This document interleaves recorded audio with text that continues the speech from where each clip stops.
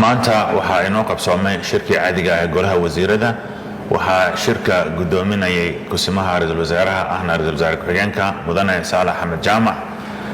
sida caadiga ah shirkan waxaa diiradda lagu saaray arrimaha amniga oo warbixino laga dhageystay hay'adaha amniga, iyadoo si weyn looga hadlay guulaha ciidamada xoogga dalka Soomaaliyeed iyo shacabka oo isgarabsanaya ay toddobaadkani ama maalmihii dhowaa ka gaareen dagaalada ama gulufka lagu hayo khawaarijta al-shabaab.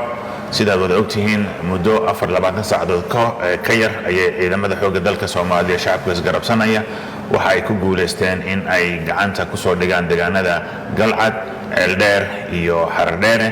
taasina waxay ahayd guul runtii aad u weyn oo dad badan aysan filayn, balse ciidamada xoogga dalka oo kaashanaya kalsoonida shacabka ay arrintaasi u suura gashay. marka warbixintaasi ayaa golaha wasiirada ugu weynaa warbixintii maanta shirka golaha wasiirada lagu soo qaaday. ajendayaal kalena waa ay jireen, sida ajenda ku saabsan is-afgarad dhex maraya wadamada Masar iyo Soomaaliya dhinaca boostada iyo teknolojiyadda. heshiiskaasi oo runtii qayb weyn ka qaadan kara dib u dhiska hay'adaha kaabayaasha dhaqaalaha ee Soomaaliya oo Masar ay gacan ka siinayso Soomaaliya.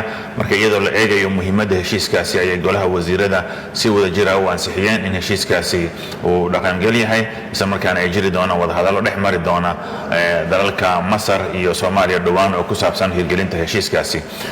ajendayaal kalena waa ay jireen oo golaha wasiirada loo qeybiyey, kuwaas oo aqrin maraya marka hore, kadibna kulamada soo socda golaha wasiirada la filayo in lagu ansixiyo amaba ay wasiiradu ka dhiiban doonaan doodahooda kadibna ansixinta loo gudbiyo haddii la yiraahdo.